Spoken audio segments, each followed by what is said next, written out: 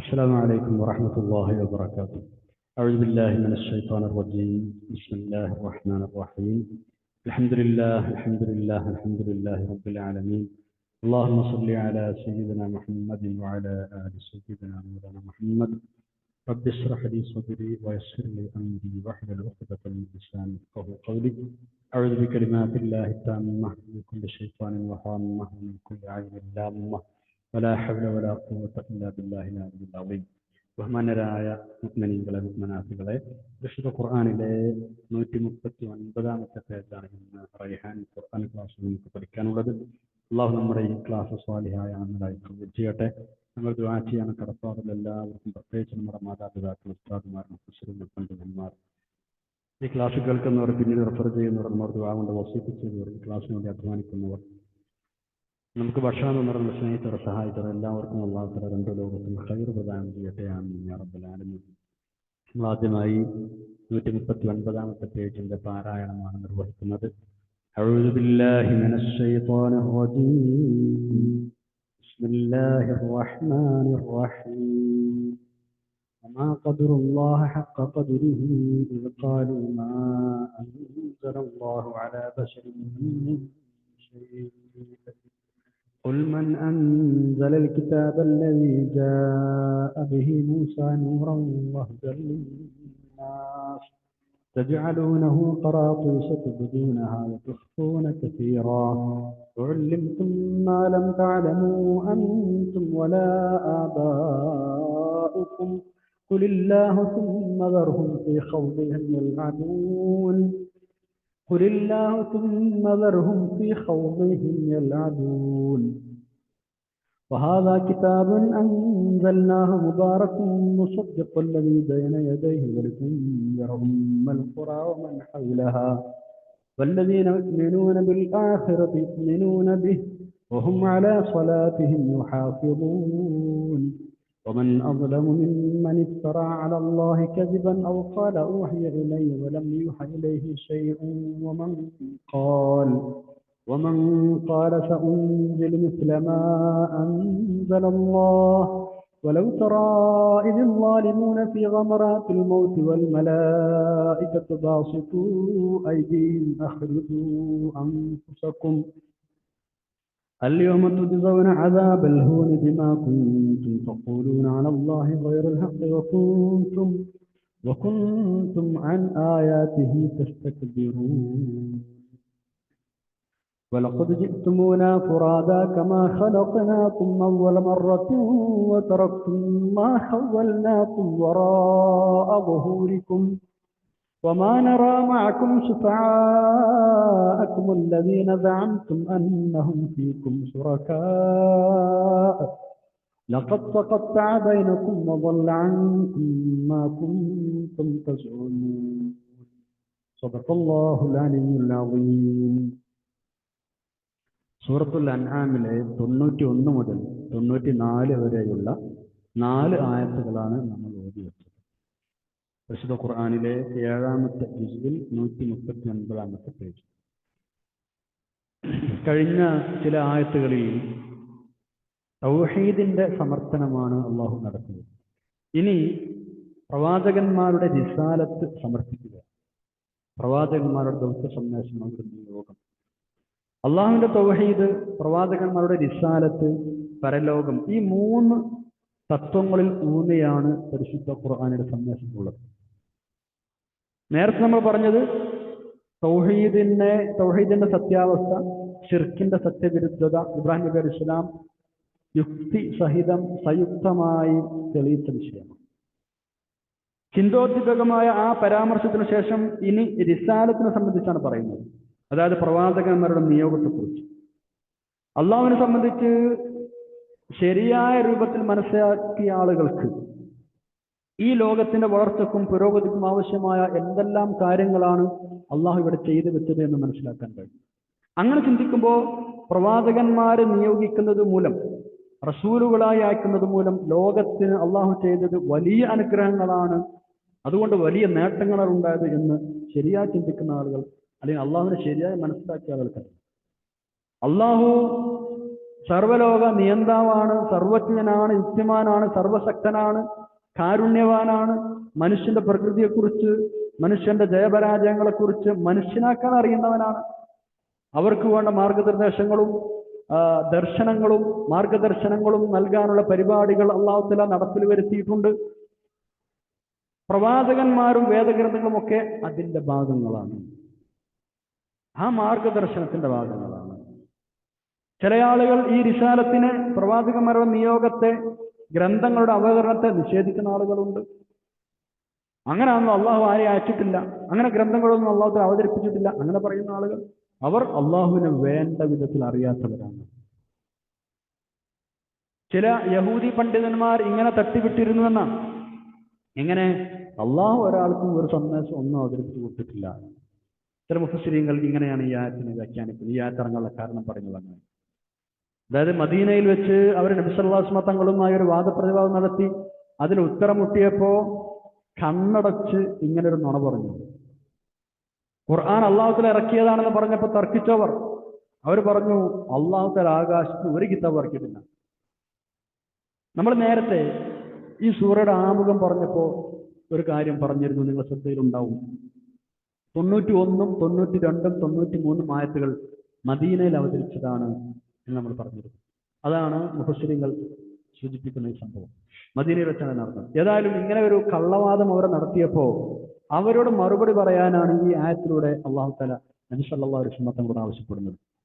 മൂസാ നബി അലൈഹി സ്വലാമിനെ പ്രവാചകനായ അയച്ച, മൂസാ നബി അലൈഹി സ്വലാമിന് തൗറാത്ത് നൽകിയ അതേ അള്ളാഹുവാണ് എനിക്ക് റിസാലത്തും ഖുർആനും നൽകിയത് എന്ന് അവരോട് പറഞ്ഞു കൊടുത്തേക്ക്. മൂസാ നബി അലൈഹി സ്വലാം ഒരു മനുഷ്യനാണെന്നും അദ്ദേഹത്തിന് തൗറാത്ത് അവതരിപ്പിച്ചു കൊടുത്തത് അള്ളാഹുവാണ് എന്നും ഏറ്റവും നന്നായി അറിയുന്ന ആളുകളാണ് യഹൂദികൾ. എന്നിട്ടും നബി സല്ലല്ലാഹു അലൈഹി വസല്ലം തങ്ങളുമായി നടത്തിയ വാദപ്രതിവാദത്തിൽ തോറ്റപ്പോ ദേഷ്യം കൊണ്ട് പറഞ്ഞു, അള്ളാഹു ആർക്കും ഒന്നും അവതരിപ്പിച്ചിട്ടില്ല, മൂസാ നബിക്ക് അവതരിപ്പിച്ചിട്ടില്ല. അപ്പൊ പിന്നെ അള്ളാഹു തആല പറയുന്നത് എന്താ? നിങ്ങളവരോട് ചോദിച്ചിരിക്കുന്ന മൂസാ നബി അലൈഹി സ്വലാം തൗറാത്ത് അവതരിപ്പിച്ചത് ആരാ?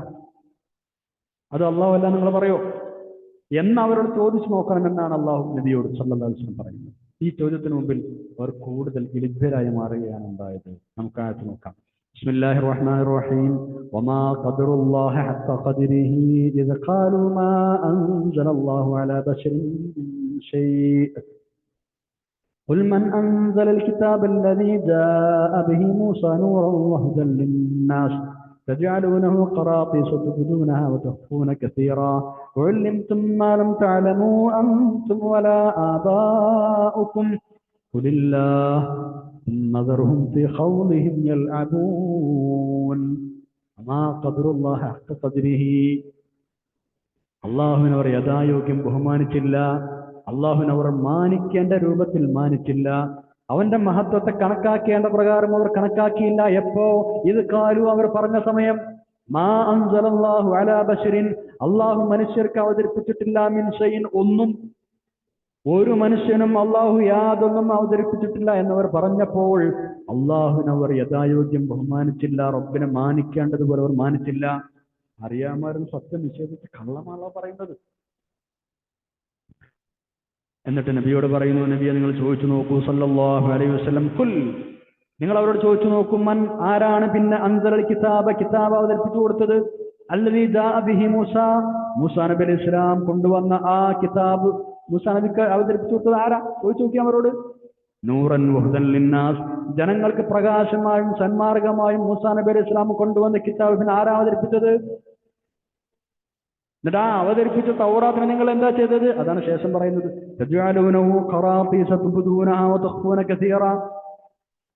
അതിനെ നിങ്ങൾ ചില കടലാസ് തുണ്ടുകളാക്കി, അതിലെ ചിലത് മാത്രം വെളിപ്പെടുത്തുകയും ഭൂരിഭാഗം ഒളിപ്പിച്ചു വെക്കുകയും ചെയ്യുന്ന ചില കടലാസ് കഷ്ണങ്ങളാക്കിയില്ലേ നിങ്ങൾ തൗറാത്തിനെ? ആ തൗറാത്ത് ആരാ അവതരിപ്പിച്ചു കൊടുത്തത്? തജ്അലൂനഹു, നിങ്ങൾ അതിനെ, ആ ഗ്രന്ഥത്തിൽ നിങ്ങൾ ആക്കുന്നു, ഖറാത്തീസ, ചില കടലാസ് കഷ്ണങ്ങൾ. ഖിർതാസൻ എന്നതിന്റെ പ്ലൂറലാണ് ഖറാത്തീസ്. തുബ്ദൂനഹ, അതില് ചിലതൊക്കെ നിങ്ങൾ വെളിപ്പെടുത്തും. വതുഖ്ഫൂന കസീറ, ഭൂരിഭാഗവും നിങ്ങൾ മറച്ചു വെക്കും ആൾക്കാരോട് പറയാതെ. വഅല്ലിംതും മാ ലം തഅലമു അൻതും വലാ ആബാഉക്കും, അതുവഴി, ആ ഗ്രന്ഥം വഴി നിങ്ങൾക്കും നിങ്ങളുടെ ബാപ്പമാർക്കും നിങ്ങളുടെ പ്രപിതാക്കൾക്കും അറിവില്ലാത്ത ഒരുപാട് കാര്യങ്ങൾ അല്ലാഹു തആല പഠിപ്പിച്ചു തരികയും ചെയ്തിട്ടില്ലേ? അതൊക്കെ ഉണ്ടായിട്ട് നിങ്ങൾ ആർക്കും അള്ളാഹു ഒന്നും അവതരിപ്പിച്ചു കൊടുത്തില്ല എന്ന് പറയുകയാണോ? എന്നിട്ട് ഇതിനോട് മറുപടി കൂടെ പറയാൻ വേണ്ടി പറയാണ് തങ്ങളോട്, കുൽ നബിയെ തങ്ങൾ പ്രഖ്യാപിച്ചേക്കു, അള്ളാഹുവാണ് അതൊക്കെ അവതരിപ്പിച്ചു കൊടുത്തത് എന്ന് പ്രഖ്യാപിച്ചേക്കു. മൻ അൻസല എന്നതിന് മറുപടിയാണ് അള്ളാഹ്, അല്ലാതെ വേറൊരു മറുപടി പറയാനില്ല. അതുകൊണ്ട് താങ്കൾ അത് പ്രഖ്യാപിച്ചേക്കും. പിന്നെ വെറുഹും അവരങ്ങ് വിട്ടേക്കും. അവരുടെ വിനോദങ്ങളിൽ അവർ സ്വൈരവിഹാരം നടത്തട്ടെ, ഇത്തരം അനാവശ്യ കാര്യങ്ങളിൽ മുഴുകി അവർ അങ്ങനെ രസിച്ച് നടക്കട്ടെ, അതിന്റെ ഭവിഷ്യത്ത് അവർക്ക് വഴി അറിയാം. പിന്നെ നിങ്ങൾ അവരെ വിട്ടേക്കൂ ഫി ഖൗലിഹിം, അവരുടെ വിനോദങ്ങളിൽ എല്ലാവരും അവരങ്ങനെ കളിച്ചിറക്കട്ടെ. ഖൗല് എന്ന് പറഞ്ഞാൽ അനാവശ്യ കാര്യങ്ങളിൽ മുഴുകുന്നതിനാണ് ഖൗല് എന്ന് ശരിക്കുക. അപ്പൊ ഇങ്ങനത്തെ വേണ്ടാത്തരങ്ങളൊക്കെ അവരങ്ങനെ നടക്കട്ടെ, അതിന്റെ ഭവിഷ്യത്ത് അവർ പിന്നീട് അറിഞ്ഞുകൊള്ളും. വമാ ഖദറുല്ലാഹ ഹഖ്ഖ ഖദ്രിഹി, അള്ളാഹുവിന്റെ മഹത്വത്തെ വേണ്ടതുപോലെ മാനിച്ചില്ല. ഇത്തരം പ്രയോഗം പരിശുദ്ധ ഖുർആനിൽ വേറെയും പല സ്ഥലത്തുണ്ട്. സൂറത്ത് ഹജ്ജിൽ 74 സൂറത്ത് സുമറിൽ 67 മാ അള്ളമൂഹു ഹഖ്ഖ അളമതിഹി എന്നാണ് ഇതിന്റെ അർത്ഥം. അള്ളാഹുവിനെ ബഹുമാനിക്കേണ്ടതുപോലെ. അള്ളാഹു എന്ന് പറഞ്ഞാൽ ആരാ? നമ്മൾ എപ്പോഴും ഈ ആയത്തൊക്കെ നമ്മുടെ മനസ്സിൽ നമ്മളെങ്ങനെയാണ് അള്ളാഹുവിനെ കാണുന്നത്? ആ അള്ളാഹുവിന് മഹാത്മ്യത്തിനും ഗാംഭീര്യത്തിനും അളമത്തിനും ജബറൂത്തിനും കഹറൂത്തിനൊക്കെ അനുസരിച്ചുള്ള നിലപാടുകളാണോ, പെരുമാറ്റമാണോ നമ്മുടെ ഭാഗത്ത് റബ്ബിനോട് ഉണ്ടാവുന്നത്? നമ്മൾ പുനർവിചിന്തനം നടത്തണം. നമ്മുടെ നിസ്കാരം അള്ളാഹിന് മുമ്പിൽ നിൽക്കുന്ന നിസ്കാരമാണല്ലോ അത്. നമ്മൾ നിസ്കരിക്കുമ്പോൾ റബ്ബിന് മുമ്പിൽ നിൽക്കുന്നത്. എന്നിട്ട് നമ്മൾ മഹാന്നതനായ അള്ളാഹുവിന് മുമ്പിൽ നിൽക്കേണ്ട നൃത്തമാണോ നിസ്കാരത്തിൽ അന്ന് നിൽക്കുന്നത്? നമ്മളും അള്ളാഹുവിനെ മാനിക്കേണ്ടതുപോലെ നമ്മളാണ്. ഈ ആയത്തിറങ്ങാൻ കാരണമായി മറ്റൊരു റിപ്പോർട്ടിൽ പറയുന്നത്, മാലിക് ബിൻ സൈഫ് എന്ന് പറയുന്ന ഒരു യഹൂദി മുസല്ലാസ്മ തങ്ങളോട് തർക്കിക്കാനുണ്ട്. മുസല്ലാസ്മ ചോദിച്ചു, മൂസാ നബി അലൈഹി സ്വലാം തൗറാത്ത് അവതരിപ്പിച്ചു കൊടുത്ത അള്ളാഹിനെ മുൻനിർത്തി ഞാൻ നിന്നോട് കാര്യം ചോദിക്കട്ടെ, തടിച്ചു കൊഴുത്ത പുരോഹിതന്മാരെ അള്ളാഹു വെറുക്കുന്നു എന്ന് തൗറാത്തിലില്ലേ? ഈ വന്ന ആള് തടിച്ചു കൊഴുത്ത ഒരാളാണ്. അതിന്റെ ഉദ്ദേശം എന്താ വെച്ചാൽ ആളുകളെ പൈസ പിടിങ്ങിയിട്ട് ആളുകളെ പരമാവധി ഊറ്റി കുടിച്ച് ജീവിക്കുന്ന പണ്ഡിതന്മാർ. തൗറാത്തിൽ ചില യഹൂദികളിൽ ഒരുപാട് പാതിരിമാർ അങ്ങനെ ഉണ്ടായിരുന്നു. ദീന് വിട്ടിട്ട് കാശാക്കുന്ന ആളുകളെന്ന് ചുരുക്കം.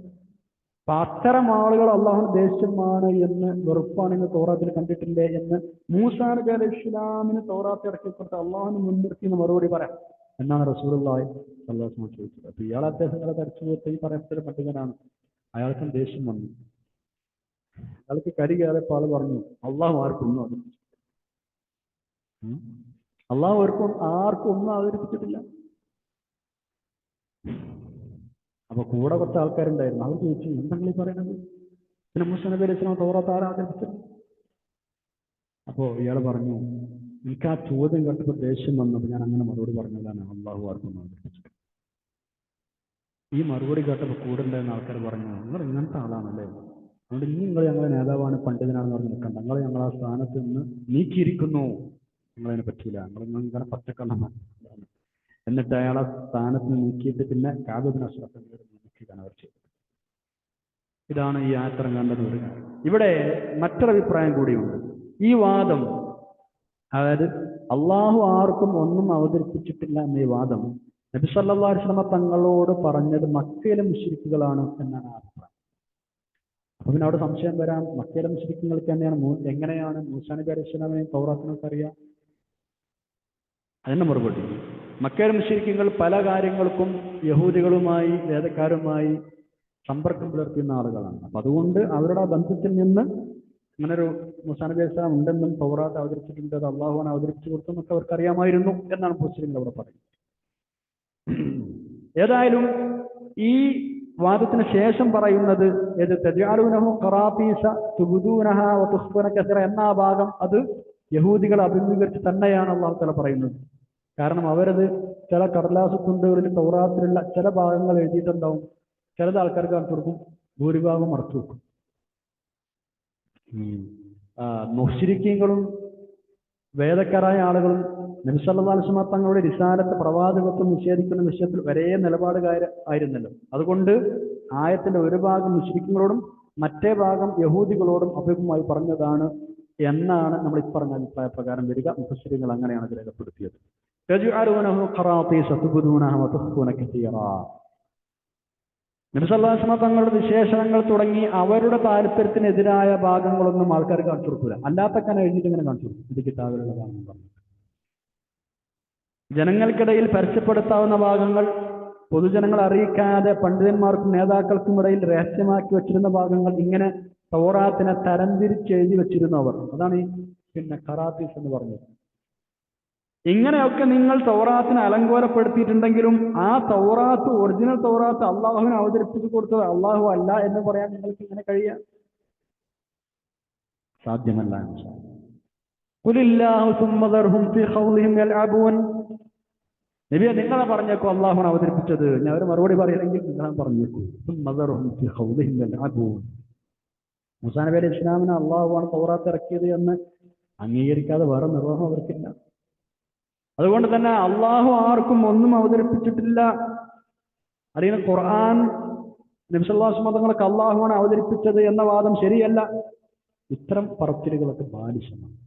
അതവർ പറഞ്ഞോട്ടെ, അത് നിങ്ങൾ കാര്യമാക്കണ്ട. അദർഹും, അവരങ്ങോട്ട് വിട്ടേക്ക്, അവരെന്റെ ഭവിഷ്യത്ത് പിന്നെ അറിഞ്ഞോളൂ. 92-ാമത്തെ ആയത്തിലേക്ക് നമ്മൾ കടക്കുന്നു.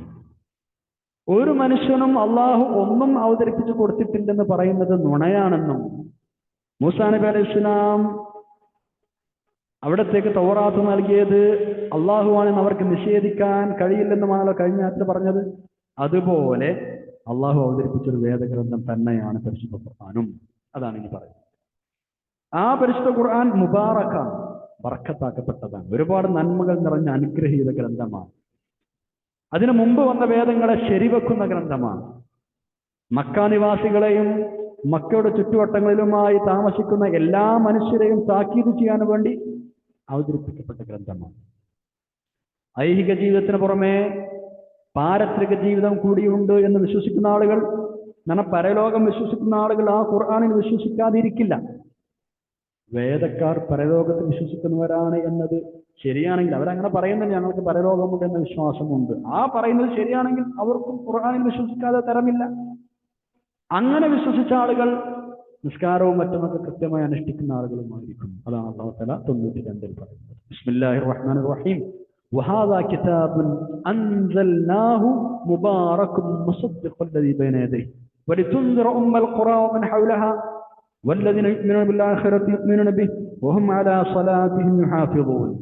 വഹാദാ ഇദും പരിശുദ്ധ ഖുർആൻ കിതാബുൻ, അതൊരു ഗ്രന്ഥമാണ്. അൻസൽനാഹു, നാം അവതരിപ്പിച്ച ഗ്രന്ഥമാണത്. മൂസാ നബി അലൈഹി ഇസ്ലാമിന് തൗറാത്ത് അവതരിപ്പിച്ചത് പോലെ തന്നെ നമ്മൾ താങ്കൾക്ക് അവതരിപ്പിക്കുന്ന ഗ്രന്ഥമാണിത്. മുബാറക്കുൻ, അത് മുബാറക്ക ഗ്രന്ഥമാണ്, അനുഗ്രഹീത ഗ്രന്ഥമാണ്, ബർക്കത്തുള്ള ഗ്രന്ഥമാണ്. മുസദ്ദിഖു, അത് അംഗീകരിക്കുന്നു, ശരിവെക്കുന്നു. അല്ലദീ ബൈന യദൈഹി, അതിന് മുമ്പ് വന്ന ഗ്രന്ഥങ്ങളെ, പരിശുദ്ധ ഖുർആന് മുമ്പ് വന്നതിനെ ശരിവെക്കുന്ന മുബാറക്കായ നാം അവതരിപ്പിച്ച ഗ്രന്ഥമാണ് ഈ ഖുർആനും. എന്തിനാ അവതരിപ്പിച്ചത്? വലിതുൻദിറ ഉമ്മൽ ഖുറാ, മക്കയിലുള്ള ആളുകളെ താങ്കൾ മുന്നറിയിപ്പ് നൽകാൻ വേണ്ടി. വമൻ ഹൗലഹ, മക്കയുടെ ചുറ്റുഭാഗത്തും താമസിക്കുന്ന എല്ലാവരെയും, മക്കയുടെ ചുറ്റുവട്ടങ്ങളിൽ ലോകത്തിന്റെ നാനാഭാഗങ്ങളിൽ താമസിക്കുന്ന എല്ലാവരെയും. വല്ലദീന യുഅ്മിനൂന ബിൽ-ആഖിറതി, പരലോകത്തിൽ വിശ്വാസമുള്ള ആളുകൾ യുഅ്മിനൂന ബിഹി, ഈ ഖുർആൻ കൊണ്ട് വിശ്വസിക്കും. അല്ലാതെ കുറിച്ച് പറഞ്ഞിട്ട് കാര്യമില്ല. അപ്പൊ യഹൂദികൾ പരലോകത്തിൽ വിശ്വസിക്കുന്നവരാണ് എന്ന് പറയുന്നത് സത്യമാണെങ്കിൽ അവർക്കും ഇതിൽ വിശ്വസിക്കാതെ വേറെ നിർവാഹമല്ല എന്നർത്ഥം. വഹും, അങ്ങനെ വിശ്വസിക്കുന്ന ആളുകൾ അലാ സ്വലാത്തിഹിം, അവരുടെ നിസ്കാരങ്ങളുടെ മേൽ യുഹാഫിളൂൻ, ബദ്ധശ്രദ്ധരായിരിക്കും. അവരുടെ നിസ്കാരങ്ങൾ കൃത്യമായി സൂക്ഷിക്കുന്നവരും അനുഷ്ഠിക്കുന്നവരുമായിരിക്കും. വലിതുൻദിറ ഉമ്മൽ ഖുറാ, ഉമ്മുൽ ഖുറാ എന്ന് പറഞ്ഞാൽ നാടുകളുടെ മാതാവ് എന്നാണ്, രാജ്യങ്ങളുടെ മാതാവ്, കേന്ദ്രം. ഉമ്മുൽ ഖുറ, ഖുറകളുടെ ഉമ്മ അല്ലെ, മക്കയാണ് ഉദ്ദേശം. പല നിലക്കും എല്ലാ നാടുകളുടെയും കേന്ദ്രസ്ഥാനമാണ് മക്ക. അതുകൊണ്ടാണ് നാടുകളുടെ മാതാവ് എന്ന് മക്കയെക്കുറിച്ച് പറയുന്നത്. ഒരുപാട് കാരണങ്ങൾ പണ്ഡിതന്മാർ അതിനുവേണ്ടി പറയുന്നുണ്ട്. ഏറ്റവും പ്രധാനമായി മക്കയെയാണ് അല്ലാഹു തആല മനുഷ്യവർഗത്തിന്റെ ആത്മീയ സാംസ്കാരിക കേന്ദ്രമാക്കി നിശ്ചയിച്ചത് എന്നത് തന്നെയാണ് ഉമ്മുൽ ഖുറ എന്ന് പറയുന്നത്.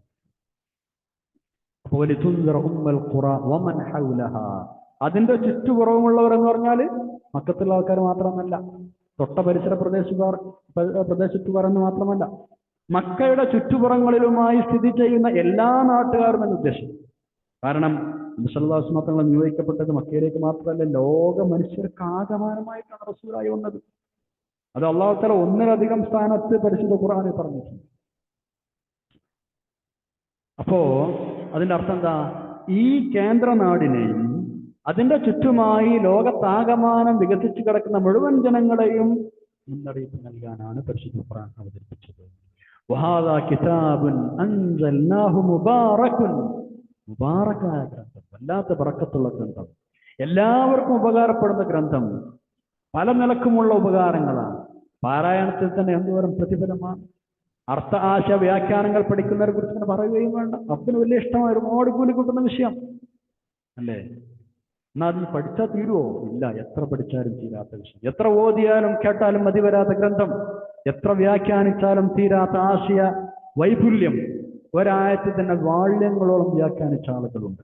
ഓരോ കാലത്തും അനുസൃതമായി പരിശുദ്ധ ഖുർആന്റെ ആയത്തുകൾ അതിനനുസരിച്ച് വ്യാഖ്യാനിക്കാൻ കഴിയുന്ന മഹാപണ്ഡിതന്മാർ ഇപ്പോഴും ഓരോരുത്തരും പല പുതിയതും ആയത്തുകൾ വ്യാഖ്യാനിച്ച് കണ്ടെത്തിക്കൊണ്ടിരിക്കുന്നുണ്ട്. മാഷാ അല്ലാഹ്. ഇങ്ങനെ ഒരുപാട് ബറക്കത്തുള്ള ഗ്രന്ഥം. പല ആളുകളും പരിശുദ്ധ ഇസ്ലാമിലേക്ക് കടന്നു വരുന്നത് മുബാറക്കായി ഗ്രന്ഥം കണ്ടിട്ടാണ്, കേട്ടിട്ടാണ്, പഠിച്ചിട്ടാണ്, മനസ്സിലാക്കിയിട്ടാണ്.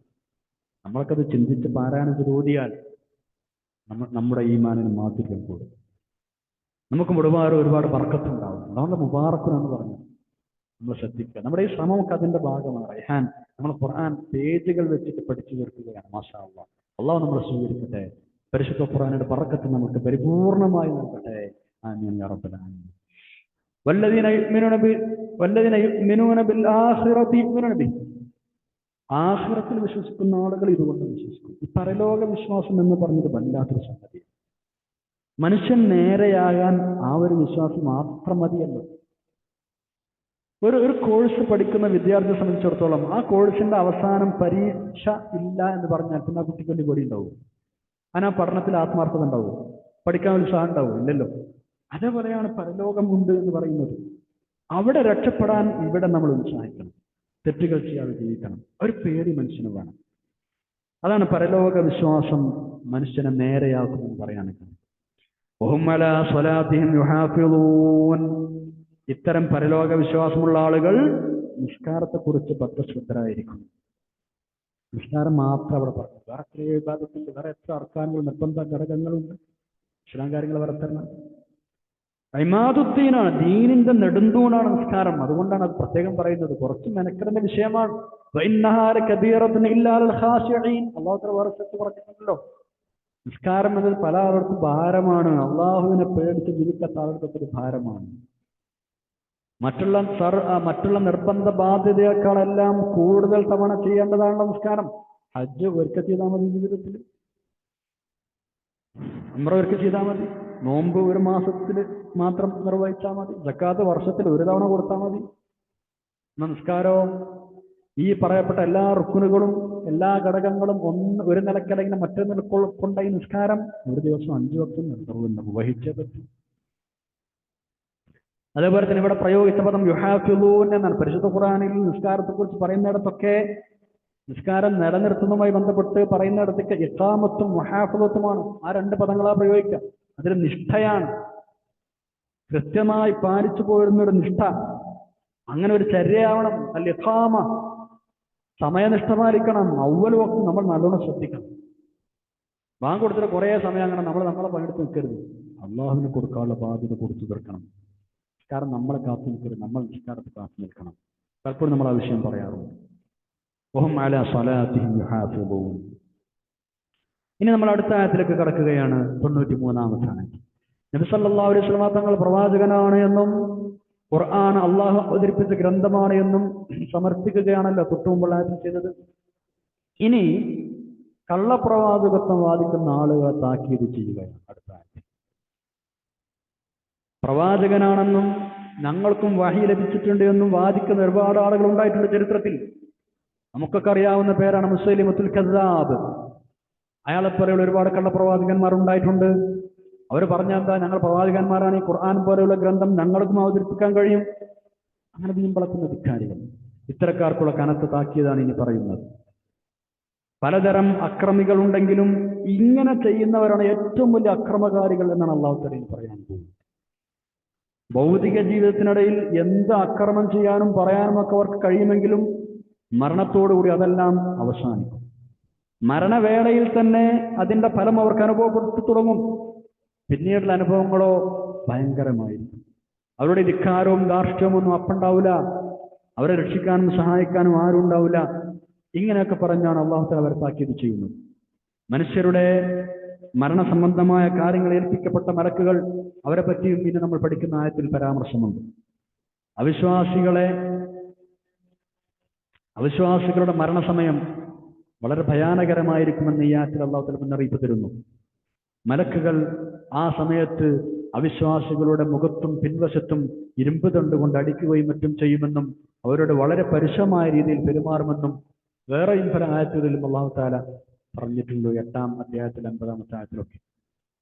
അതേസമയം സജ്ജനങ്ങളായ സത്യവിശ്വാസികളെ ആളുടെ മരണസമയത്ത് മലക്കുകൾ അവരോട് വളരെ സൗമ്യമായി സ്നേഹത്തോടെ പെരുമാറുകയും ചെയ്യുമെന്നും അള്ളാഹു തആല പറഞ്ഞിട്ടുണ്ട്. 16-ാം അധ്യായത്തിലും 32-ാമത്തെ ആയത്തിലും ഒരുപാട് ഹദീസുകളിലും ആ വിഷയം പറയപ്പെട്ടിട്ടുണ്ട്. നമുക്ക് ആയത്ത് നോക്കാം. ബിസ്മില്ലാഹിർ റഹ്മാനിർ റഹീം.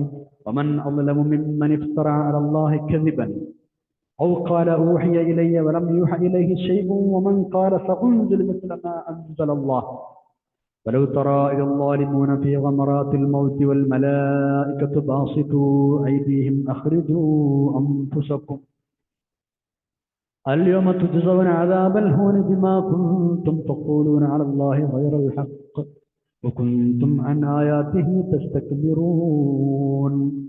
അള്ളാഹു ചോദിക്കുന്നത്, ഇവരെക്കാൾ വലിയ അക്രമികൾ ആരാണുള്ളത്? വമൻ അദ്ലമു, അക്രമിയായിട്ട് ആരാണുള്ളത്?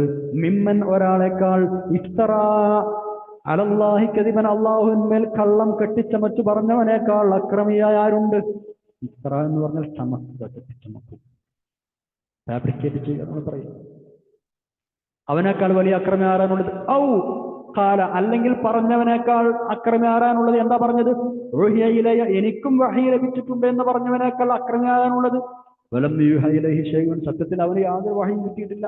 ഒരു തരത്തിലുള്ള ദിവ്യബോധനം കിട്ടാതെ എനിക്കും വഹി കിട്ടുന്നുണ്ട് എന്ന് നുണ പറയുന്ന ആളുകളെക്കാളും അക്രമി ആരുണ്ട്? അതേപോലെ തന്നെ വമൻ ഖാല, ഇങ്ങനെ പറഞ്ഞ ഒരാളെക്കാളും അക്രമിയായിട്ട് ആരുണ്ട്?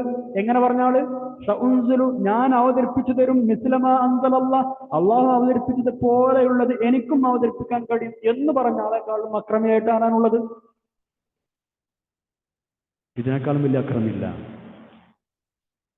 എന്നിട്ട് ഇത്തരം അക്രമികളുടെ മരണസമയമാണ് ഇനി അള്ളാഹു തആല പറയുന്നത്. ഇങ്ങനെയൊക്കെ ഇവർക്ക് ദുനിയാവിൽ പലതും പറഞ്ഞു നടക്കാൻ കഴിയും, പക്ഷെ മരിക്കുന്ന സമയം മുതൽ അവരുടെ ദുര്യോഗം തുടങ്ങുകയായി.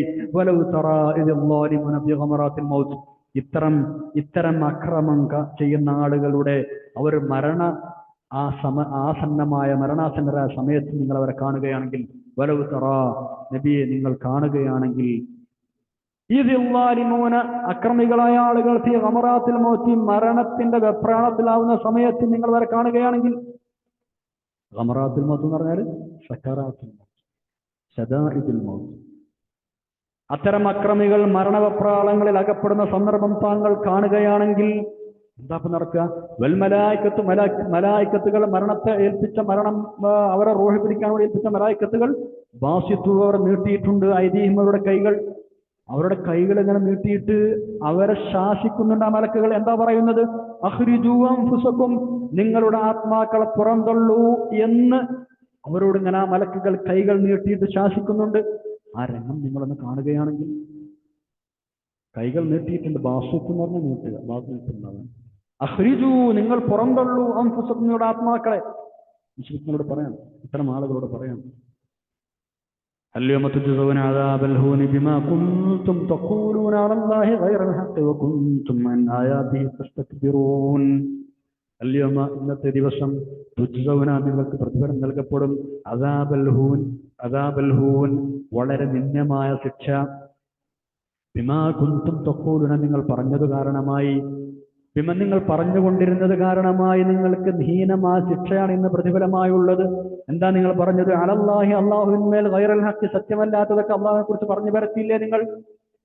എനിക്കും വഹി നൽകുന്നുണ്ട്, ഞാനും പ്രവാചകനാണെന്ന് നിങ്ങൾ പറഞ്ഞില്ലേ? വകുന്തും നിങ്ങളായിരുന്നില്ലേ അൻ ആയാതിഹി അള്ളാഹുവിന്റെ ദൃഷ്ടാന്തങ്ങളെ വിട്ട് തസ്തക്ബിറൂൻ അഹങ്കരിക്കുകയും ചെയ്യുന്നവരായിരുന്നില്ലേ. അള്ളാഹുവിന്റെ ദൃഷ്ടാന്തങ്ങളെ വിട്ട് അഹങ്കരിച്ചു കൊണ്ടിരുന്നതിനാലും അള്ളാഹുവിന്റെ പേരിൽ നിങ്ങൾ അസത്യം പറഞ്ഞുകൊണ്ടിരുന്നതിനാലും നിങ്ങൾക്കിന്ന് അദാബുൽ ഹൂനാണുള്ളത്. നിന്ദമായ ഹൂൻ എന്ന് പറഞ്ഞാൽ നിന്ദമായ നീചമായ ശിക്ഷയാണുള്ളത്.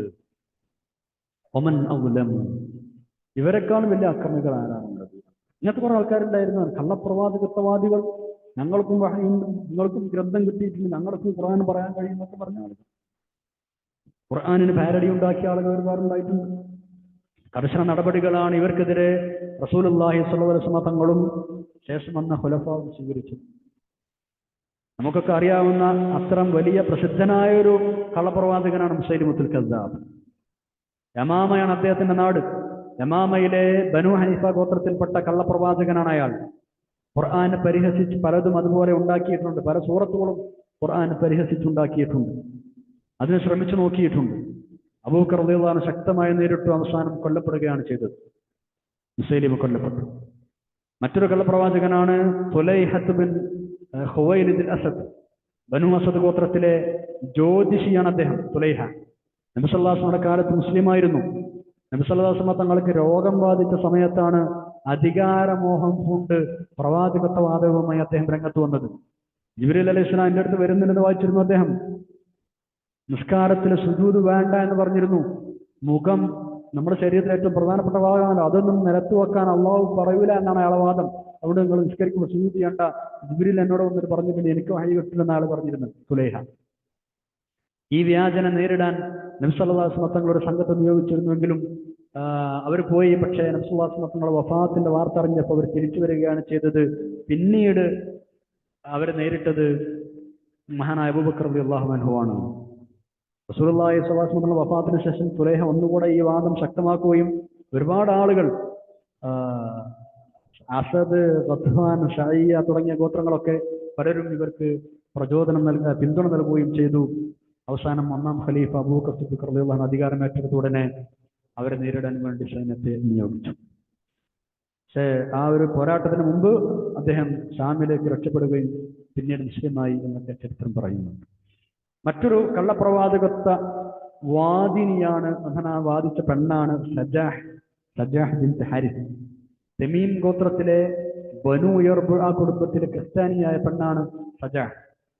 സംഭവം വലിയ പണ്ഡിതയായിരുന്നു, നേതാവൊക്കെ ആയിരുന്നു. വിശ്വാസമതങ്ങള് വഫാത്തായി എന്നറിഞ്ഞതിന് ശേഷമാണ് ഈ പെണ്ണ് പ്രവാചകത്വവാദവുമായി രംഗത്തെത്തിയത്. അവരെ കൂടെ പല ആളുകളും കൂടി.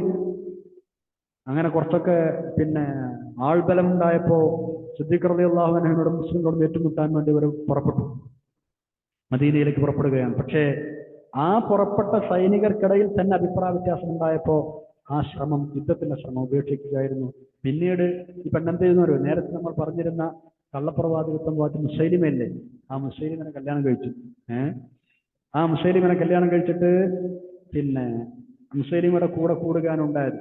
പിന്നെയാണല്ലോ മുസൈലിമിനെ നേരിടാൻ വേണ്ടി അബൂബക്കർ സൈന്യത്തെ അയക്കുന്നതും മുസൈലിമ കൊല്ലപ്പെടുന്നതുമൊക്കെ. അതിനുശേഷം മുസൈലിമ കൊല്ലപ്പെട്ടതിന് ശേഷം ഇവർ തൗബ ചെയ്ത് മുസ്ലിമായി നല്ല ജീവിതം നയിച്ചിട്ടുണ്ട് എന്ന് ചരിത്രകാരന്മാർ രേഖപ്പെടുത്തുന്നു.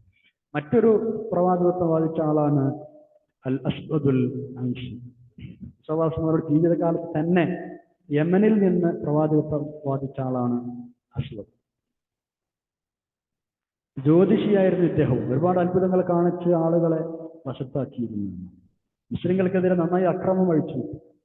ഒടുവിൽ അദ്ദേഹത്തെ നേരിടാൻ നബിസ്വല്ലാസ്മത്തങ്ങൾ സമ്മതിച്ചു. അങ്ങനെയാണ് പിന്നെ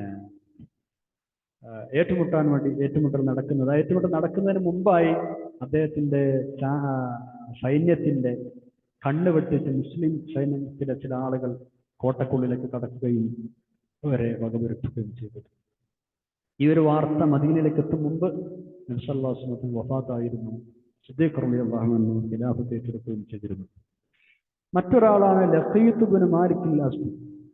റസൂൽ സല്ലല്ലാഹു അലൈഹി വസല്ലം തങ്ങളുടെ വഫാത്തിന് ശേഷം ഒമാനിൽ നിന്ന് പ്രവാചകത്വവാദവുമായി കടന്നു വന്ന ആളാണ് ഇയാൾ ലഖീത്ത്. ഈ വിവരം അറിഞ്ഞ ഉടനെ സിദ്ദീഖ് റളിയല്ലാഹു അൻഹു ഇവരെ നേരിടാൻ സൈന്യത്തെ അയച്ചിട്ടുണ്ട്. അവരെ ഒതുക്കുകയും ചെയ്തു. ഇങ്ങനെ കള്ളപ്രവാചകത്വമൊക്കെ വാദിച്ചിരുന്ന ആളുകളോട് ഒരു വിട്ടുവീഴ്ചയും ദയാദാക്ഷിണ്യവും ഒന്നാം ഖലീഫയായിരുന്ന അബൂബക്കർ റളിയല്ലാഹു അൻഹു കാണിച്ചിട്ടില്ല, ആരും കാണിച്ചിട്ടില്ല. അവർക്ക് അതിന് ശക്തമായി നേരിടുകയാണ് ചെയ്തത്. വലൗ തറാ ഇദിൽ ളാലിമൂന ഫീ ഗമറാത്തിൽ മൗതി വൽ മലായികതു ബാസിതു അയ്ദീഹിം അഖ്രിജൂ അൻഫുസകും. ഇത്തരം ആളുകളുടെ മരണം ഭയാനകമായിരിക്കും. ഒരു ദയയും കാണിക്കാതെയാണ് മരണം കൊണ്ട് ഏൽപ്പിക്കപ്പെട്ട മലക്കുകൾ അവരോട് പെരുമാറുക. ഒരു ദയവും കാണിക്കാത്ത അവരോട് ആക്രോശിക്കും എന്നാണ്. നിങ്ങളുടെ ആത്മാവും കൂടെ പുറന്തള്ളൂ. ഇരുമ്പ് ദണ്ടുകൾ കൊണ്ട് മുഖത്തും പിൻഭാഗത്തും അടിക്കുകയും ചെയ്യും. മറ്റൊരു ആയത്തിൽ അങ്ങനെയുണ്ട്. സൂറത്തുൽ അൻഫാൽ 50-ാമത്തെ ആയത്തിൽ ബിസ്മില്ലാഹിർ റഹ്മാനിർ റഹീം വലൗ തറാ ഇദ് യതവഫൽ ലദീന കഫറുൽ മലായിക യദ്രിബൂന വുജൂഹഹും വഅദ്ബാറഹും വദൂഖൂ അദാബൽ ഹരീഖ്. അവരെ മുഖത്തും പിൻഭാഗത്തും മലക്കുകൾ അടിക്കുമെന്നാണ്. സത്യനിഷേധികളുടെ മരണം അങ്ങനെയായിരിക്കുമെന്നാണ്. മുഅ്മിനീങ്ങളുടെ മരണം നേരെ തിരിച്ചായിരിക്കും. വളരെ സമാധാനത്തോട് പേടിക്കണ്ട എന്ന് പറഞ്ഞ് സമാധാനിപ്പിച്ചിട്ടാണ് അസ്റായീൽ അലൈഹിസ്സലാം സംഘം റൂഹ് തിരിച്ചു കൊണ്ടുപോകുന്നത്.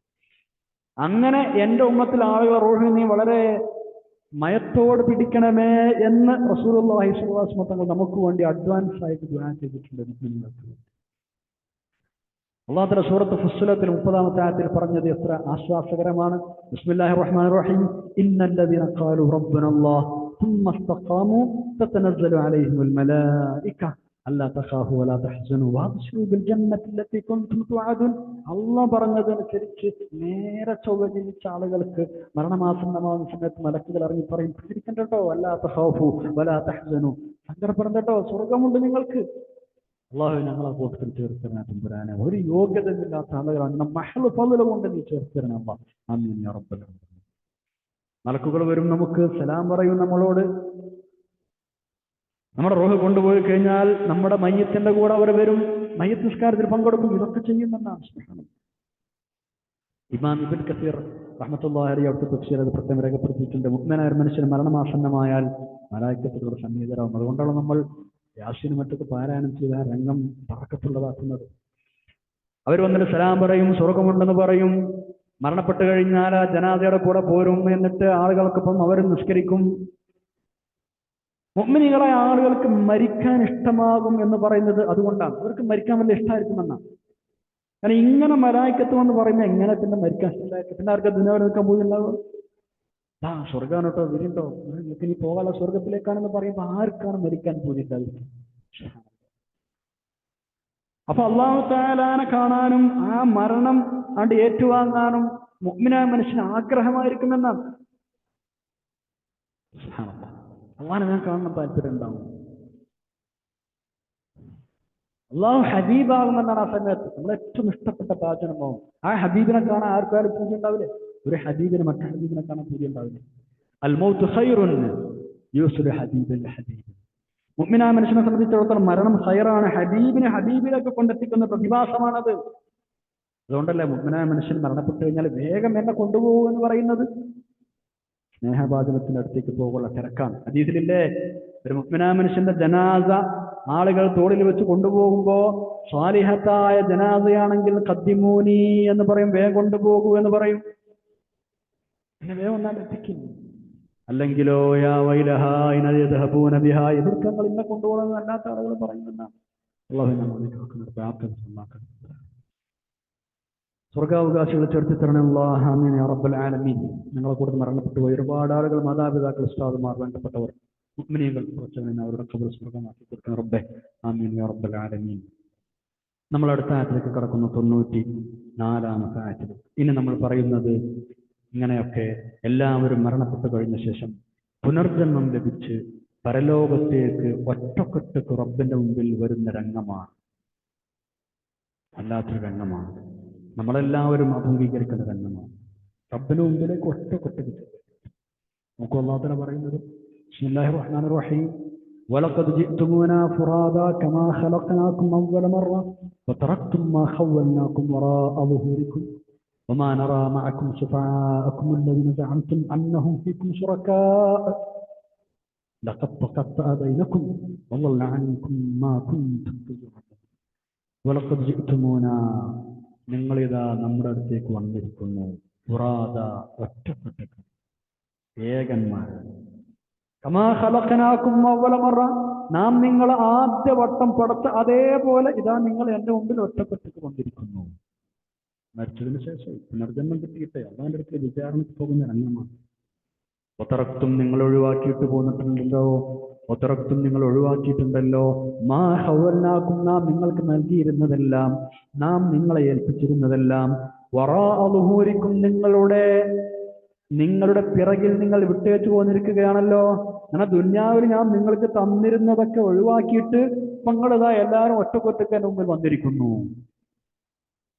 ആദ്യവട്ടം നിങ്ങൾ സൃഷ്ടിച്ചപ്പോഴെന്ന പോലെ തന്നെ നിങ്ങൾ ഇതാ ഒറ്റക്ക് നമ്മുടെ അടുത്തേക്ക് വന്നിരിക്കുന്നു. നാം നിങ്ങൾക്ക് ഭൂലോകത്ത് നൽകിയിരുന്നതെല്ലാം നിങ്ങളുടെ പിറകിൽ വറാ ളുഹൂരിക്കും നിങ്ങളുടെ പിറകിൽ വിട്ടേച്ചു പോന്നിരിക്കുകയാണ് നിങ്ങൾ. ഹൗവല എന്ന് പറഞ്ഞാൽ ഏൽപ്പിക്കുക, നൽകുക നമുക്ക് അർത്ഥം. وما نرى معكم شفعاءكم الذين زعمتم انهم فيكم شركاء, നിങ്ങളെ കൂടെ വേറെ ആരും കാണാനല്ലോ. ദുന്യാവിൽ നിങ്ങൾ കുറെ ആൾക്കാർ നിങ്ങളെ സഹായികളാണ്, നിങ്ങളെ രക്ഷപ്പെടുത്തുന്നവരാണ് എന്നൊക്കെ പറഞ്ഞ് അള്ളാഹിന്റെ കൂടെ പങ്കുചേർത്ത് ആരാധിച്ചിരുന്ന കുറെ ആളുകൾ ഉണ്ടായിരുന്നല്ലോ. ഇവിടെ ആരും കാണാനല്ലോ, നിങ്ങൾ ഒറ്റക്കാണല്ലോ. وما نرى നമ്മൾ കാണുന്നില്ല മാക്കും നിങ്ങളോടുകൂടെ ശുഫാഅക്കും നിങ്ങളുടെ ശുപാർശക്കാർ, അല്ലദീന എങ്ങനെയുള്ള ശുപാർശക്കാരാണ്, സഅംതും നിങ്ങൾ വാദിച്ചിരുന്നു, അന്നഹും അവർ ഫീക്കും നിങ്ങളുടെ കാര്യത്തിൽ ശുറക്കാവ് പങ്കാളികളാണ് എന്ന്, അള്ളാഹുവിന്റെ പങ്കുകാരാണെന്ന് നിങ്ങൾ വാദിച്ചിരുന്ന, നിങ്ങളെ രക്ഷിക്കാൻ അള്ളാഹുവിന്റെ കൂടെ പങ്കാളികളാണ് എന്ന് നിങ്ങൾ വാദിച്ചിരുന്ന ശുപാർശക്കാരെ ഒന്നും ഇവിടെ കാണുന്നില്ലല്ലോ. നിങ്ങളെ രക്ഷപ്പെടുത്താൻ സഹായിക്കാൻ കുറെ ആൾക്കാരുണ്ടെന്ന് പറഞ്ഞതും ഇവിടെ ആരും കാണാനില്ലല്ലോ. നിശ്ചയം നിങ്ങൾ തമ്മിലുണ്ടായിരുന്ന ബന്ധം മുറിഞ്ഞു പോയിരിക്കുന്നു. നിങ്ങളും നിങ്ങൾ ആരാധിച്ചിരുന്ന ബിംബങ്ങളും അല്ലെങ്കിൽ അള്ളാഹുമായി പങ്കുചേർത്തിരുന്ന മറ്റെല്ലാ വസ്തുക്കളും തമ്മിലുള്ള ബന്ധം തഖത്താഅത് മുറിഞ്ഞു പോയിരിക്കുന്നു. വളല്ല അൻകും നിങ്ങളെ ഒഴിവാക്കി പോയിട്ടുണ്ടല്ലോ, മാ കുന്തും തസ്ഉമൂൻ നിങ്ങളെ രക്ഷിക്കുമെന്ന് വാദിച്ചിരുന്ന, നിങ്ങളുടെ ശുപാർശക്കാരനെ വാദിച്ചിരുന്ന എല്ലാ വസ്തുക്കളും നിങ്ങൾ വിട്ടു പോവുകയും ചെയ്തിരിക്കുന്നല്ലോ. വളല്ല അൻകും നിങ്ങൾ വിട്ട് മറഞ്ഞു പോവുകയും ചെയ്തിരിക്കുന്നു. മാ ഒരു സംഗതികൾ കുന്തും നിങ്ങളായിരുന്നല്ലോ തസ്ഉമൂൻ അള്ളാഹുവിന്റെ പങ്കുകാരാണെന്ന് നിങ്ങൾ വാദിച്ചിരുന്ന, നിങ്ങളെ സഹായിക്കുന്നവരാണെന്ന് വാദിച്ചിരുന്ന, നിങ്ങൾ രക്ഷിക്കുന്നവരാണെന്ന് വാദിച്ച് ആരാധിച്ചിരുന്നതൊക്കെ നിങ്ങളെ വിട്ട് മറഞ്ഞു പോവുകയും ചെയ്തല്ലോ. പരലോകത്ത് വെച്ച് അള്ളാഹുവിന്റെ സത്യനിഷേധികളോട് പറയുന്ന വാചകമാണ്. ഫുറാദ, ഒറ്റക്കെന്ന് പറഞ്ഞാല് മറ്റാരുടെയും സഹായമില്ലാതെ അകമ്പടിയില്ലാതെ ഒറ്റക്കാണ് അള്ളാഹുവിന് ലഭിച്ചില്ല. അതുവരെ അള്ളാഹുവുമായി പങ്കുവെച്ച് ആരാധിച്ച് നടന്നിരുന്ന സാധനങ്ങളൊന്നും ഉണ്ടാവില്ല. ഫുറാദ, ഫർദാൻ എന്നതിന്റെ പ്ലൂറലാണ്, ഒറ്റക്ക് വിടുന്നു. ഇവിടെ ദുന്യാവിൽ മുന്നിലും പിന്നിലും ഒക്കെ ആളുണ്ടാവും. കൊടി പിടിക്കാനും സിന്ദാബാദ് വിളിക്കാനും സപ്പോർട്ട് ചെയ്യാനും സോഷ്യൽ മീഡിയയിൽ പിന്തുണക്കാനും വോട്ട് ചെയ്യാനും എല്ലാ ആളുകളുണ്ടാവും. അവിടെ ആരും ഉണ്ടാവില്ല. വക്കാലത്ത് ഏറ്റെടുക്കാനും നമുക്ക് വേണ്ടി വാദിക്കാനും രക്ഷിക്കാനും നമ്മൾ ഒറ്റയ്ക്കുണ്ടാവും. ഫുറാദ, പിറന്നപടി ഹാജരാക്കപ്പെടുമെന്നല്ലേ ഹദീസിലുള്ളത്. നഗ്നപാതരായി, ഉടുതുണിയില്ലാത്തവരായി, ചേലാകർമ്മം ചെയ്യാത്തവരായി ഏറ്റവും ആദ്യം മനുഷ്യൻ ഭൂമുഖത്തേക്ക് വരുമ്പോൾ എങ്ങനെയായിരുന്നു, അതേപോലെ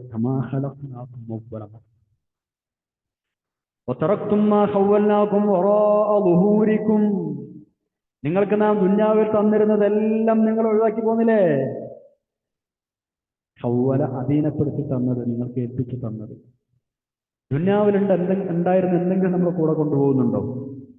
ഇവിടെ ഉണ്ടായിരുന്ന സുഖസൗകര്യങ്ങൾ, നിയമത്തുകൾ, അനുഗ്രഹങ്ങൾ, കഴിവുകൾ, സ്വാതന്ത്ര്യങ്ങൾ, വീടുകൾ, വാഹനങ്ങൾ, ജോലികൾ, സ്ഥാനമാനങ്ങൾ ഒന്നും പങ്കുക്കില്ല. അതൊക്കെ അവിടെ ഒഴിവാക്കി പോന്നു. ആ സംഗതികളൊക്കെ ഉപയോഗപ്പെടുത്തിയാണല്ലോ നിങ്ങൾ ദുന്യാവിൽ വെച്ച് നമ്മുടെ സന്ദേശങ്ങളെ ധിക്കരിച്ചിരുന്നത്. ഇപ്പൊ അതൊന്നും നിങ്ങളൊപ്പല്ല. അവിടെ നിങ്ങൾ നിസ്സഹായനാണ്. ആ രംഗം നിങ്ങൾ നേരത്തെ ഓർത്തു വെക്കണം. അങ്ങനെ ഒരു രംഗം വരാനുണ്ട്. എല്ലാം നമ്മൾ നൽകിയതായിരുന്നു. മാ ഹവ്വൽനാക്കും, നമ്മൾ നൽകിയത് നിങ്ങൾ അവിടെ ഇട്ടേച്ച് പോന്നു. നിങ്ങൾ വേറെ ആൾക്കാരെ എടുത്തു, നിങ്ങളെ മരണശേഷം വേറെ ആൾക്കാർ കൊണ്ടുപോയി. എല്ലാം ഇട്ടേച്ച് പോകണ്ടേ?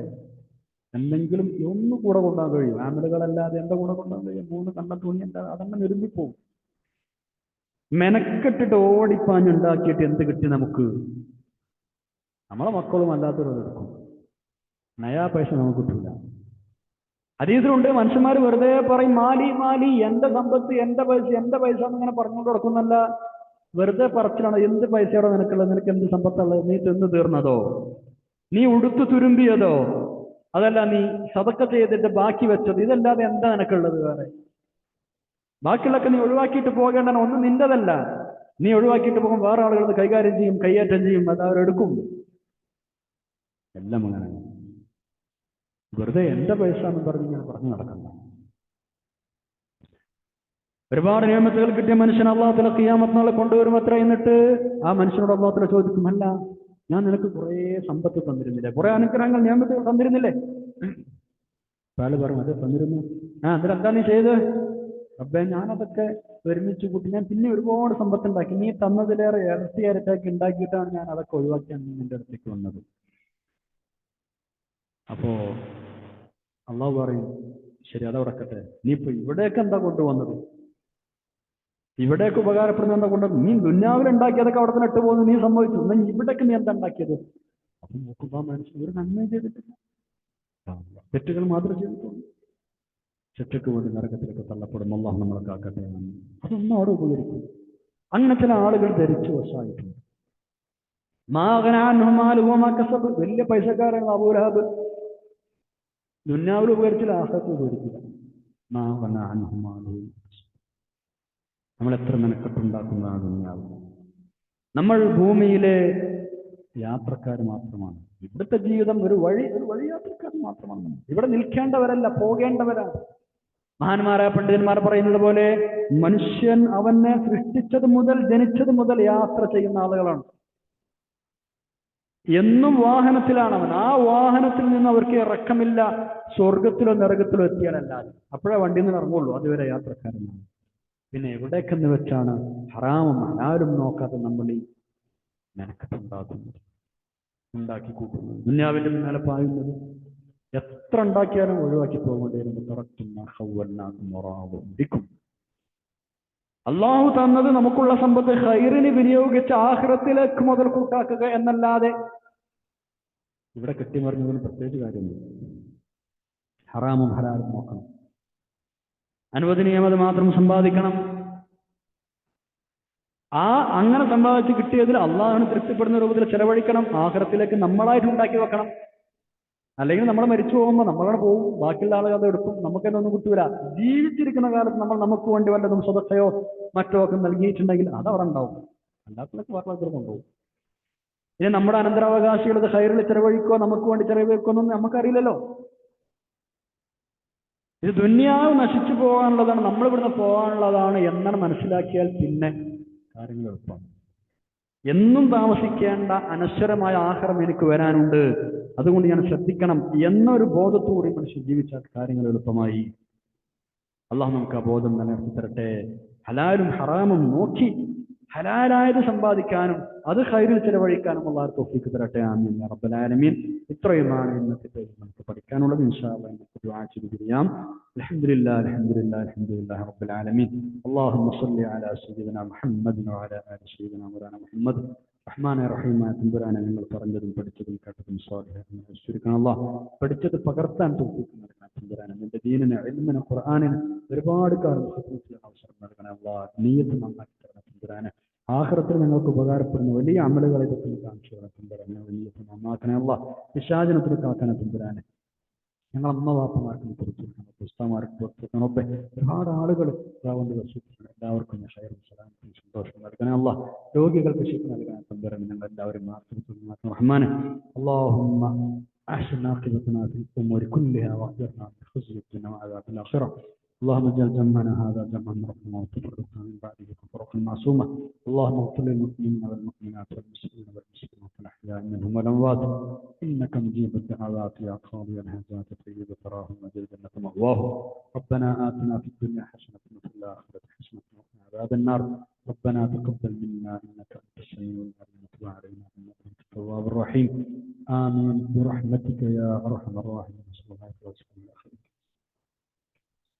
سبحان ربك رب العزة عما يصفون وسلام على المرسلين الحمد لله رب العالمين. الله يكون دعاتنا. سبحانك اللهم وبحمدك أشهد أن لا إله إلا أنت أستغفرك وأتوب إليك. والسلام عليكم ورحمة الله وبركاته.